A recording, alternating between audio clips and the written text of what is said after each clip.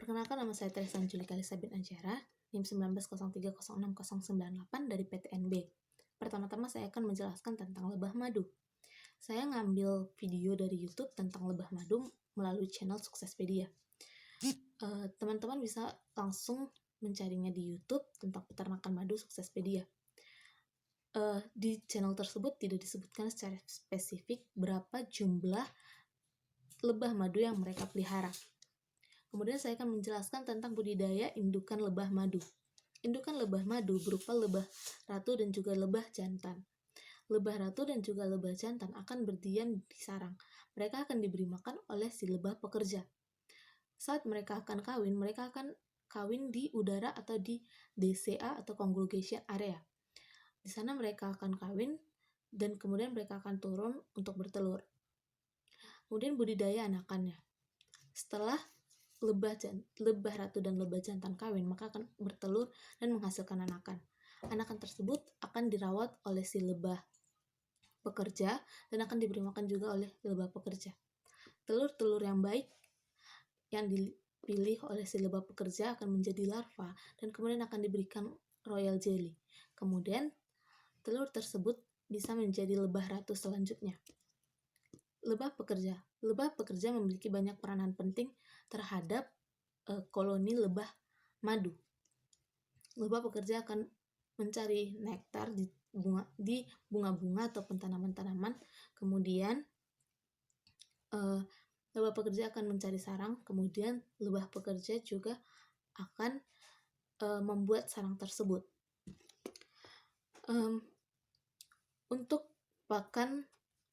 Untuk pakan lebah, biasanya lebah pekerja akan mencari nektar ke bunga-bunga dan akan memberikannya kepada setiap lebah ratu, lebah jantan, dan juga anakan lebah. Pakan yang berupa polen tersebut akan diberikan kepada semuanya. Kandungan polen tersebut sekitar 6-28% protein.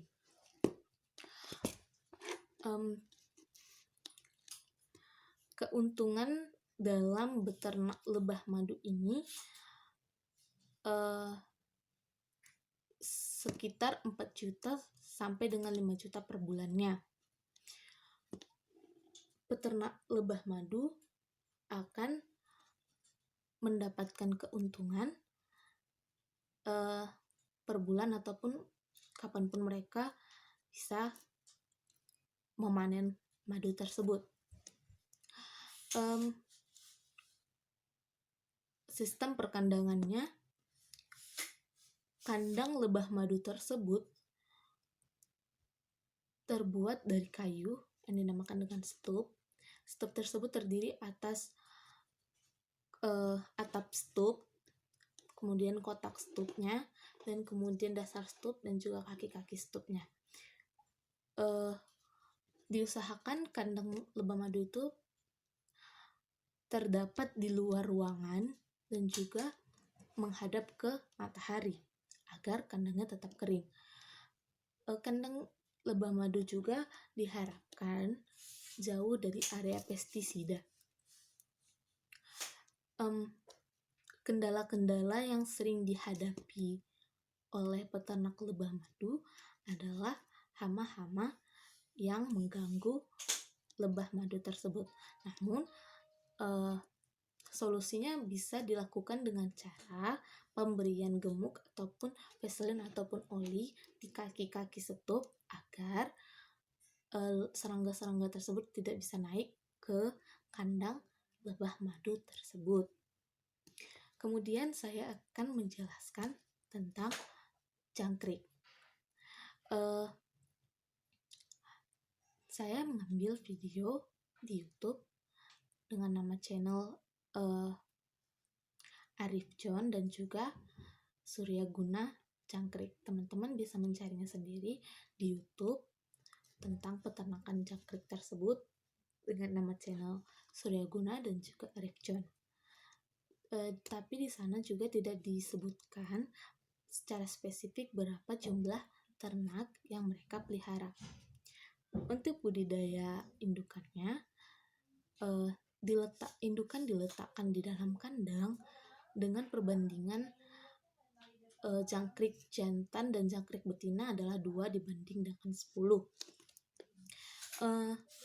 Indukan dipelihara dan diberi makan di dalam kandang tersebut.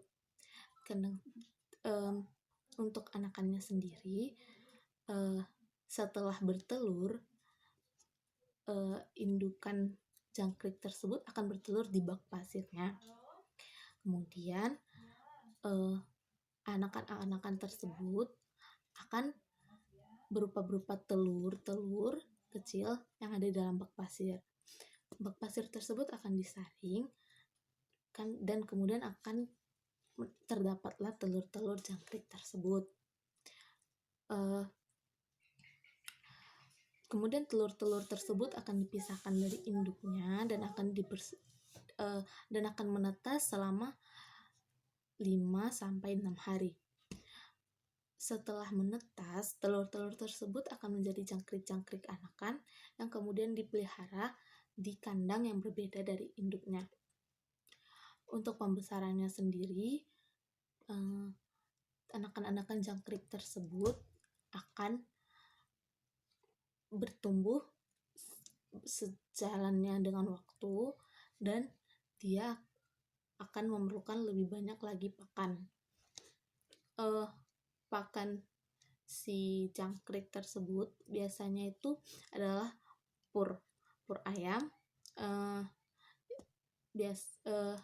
Pur ayam tersebut mengandung sekitar 20% protein.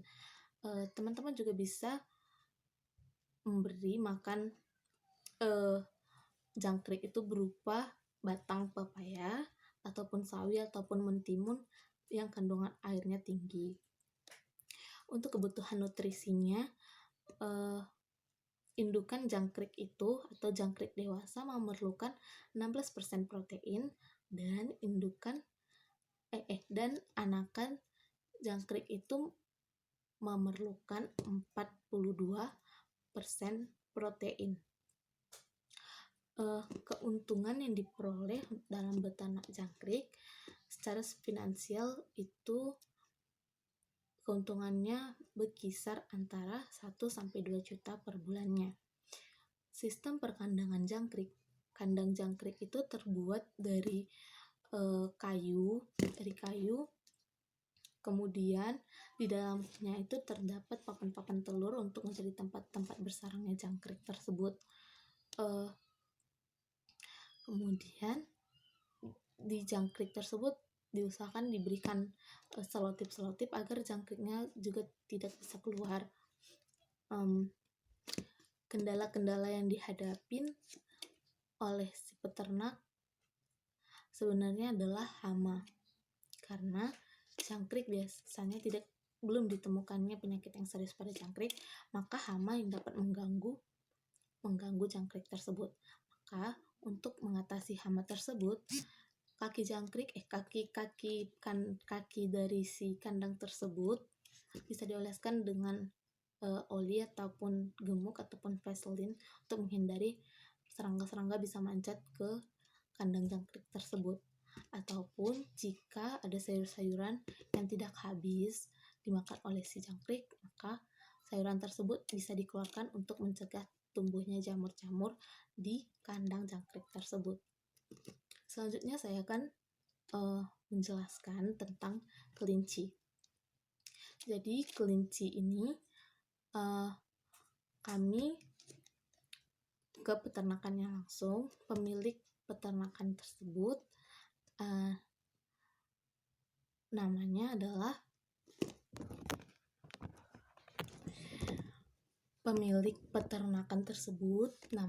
adalah Pak Iwan. Alamatnya itu di Namorambe. Jumlah kelinci yang ada di peternakannya pertamanya itu adalah 29 ekor, kemudian bertambah seiring berkembangnya si kelinci tersebut menjadi 50 ekor. Untuk budidaya indukan kelinci tersebut, kelincinya diletakkan di dalam kandang yang berukuran 0,5 meter x 1 meter. Kemudian anakannya itu juga dipisahkan dari induknya setelah dia selesai atau selesai dalam masa laktasinya, selesai dalam menyusuinya, maka dia akan dipindahkan ke kandang yang lain. Untuk pembesarannya sendiri, kelinci-kelinci ini dibudidayakan dengan cara pemberian pakannya yang teratur dan juga sanitasinya yang baik dan pembersihan kandangnya juga baik. Semuanya diperhatikan serta memberikan vitamin-vitamin dan juga obat-obatan jika kelinci tersebut sakit. Untuk pakan yang dipakai di peternakan ini, pakan yang dipakai itu berupa ampas tahu, bungkil, jagung, molasses, garam, EM4, dan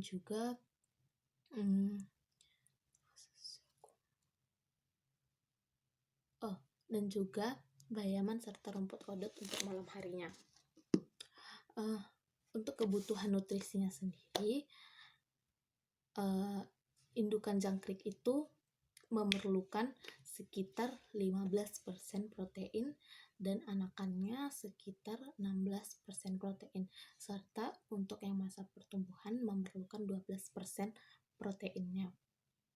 Keuntungan yang diperoleh si peternak kelinci tersebut itu sekitar 6 juta per bulannya. Sistem perkandangannya itu di peternakan ini, kandangnya itu berukuran 0,5 meter dikali dengan 1 meter, terbuat dari kayu, dan di depan kandangnya itu dibuat kawat-kawat. Di bawah kandangnya itu terdapat tempat-tempat sayur, tempat-tempat hijauan-hijauan yang sudah dimakan ataupun tempat-tempat kotorannya. Kemudian tempat minumnya itu dibuat dari selang yang dialiri dengan nipel-nipel, sehingga kelinci bisa minum kapanpun dia mau. Kendala yang dihadapi si peternak itu, terkadang kelincinya sakit. Sakitnya itu berupa skabies, mencret, ataupun kembung. Untuk mengatasinya, peternakan tersebut menggunakan obat Ivervet untuk mengatasi skabies, dan juga obat bernama rebung untuk mengatasi mencret dan kembungnya. Kemudian saya akan menjelaskan tentang peternakan kuda. Nama pemilik peternakan ini bernama Pak Adi. Alamatnya itu di Medan Selayang. Jumlah kuda yang dipeliharanya adalah 6 kuda dewasa dan 1 kuda anakan. Untuk indukannya sendiri, indukannya diletakkan di kandang-kandang berupa kandang kayu, yang kemudian indukannya ini terkadang melakukan exercise, melakukan latihan-latihan, dan juga indukannya ini bisa berjalan-jalan di sekitar kandangnya tersebut. Untuk anakannya sendiri, di peternakan ini kandang indukan dan kandang anakan tersebut tidak dipisah. Anakan akan mengikuti si indukannya sampai dia selesai masa laktasinya. Untuk masa pertumbuhannya di peternakan ini rutin diberikan vitamin-vitamin untuk mempercepat masa pertumbuhannya dan ototnya lebih terjaga lagi. Untuk pakannya, peternakan Pak Adi ini memberikan pakan berupa rumput gajah yang sudah dicacah, kemudian ditambah dengan dedak dan konsentrat. Kemudian diberikan vitamin-vitamin untuk pertumbuhan kuda tersebut. Vitamin tersebut berupa ada namanya Gamavit dan ada Gamabon untuk pembentukan tulang-tulangnya. Untuk kebutuhan nutrisi si kuda tersebut, untuk indukannya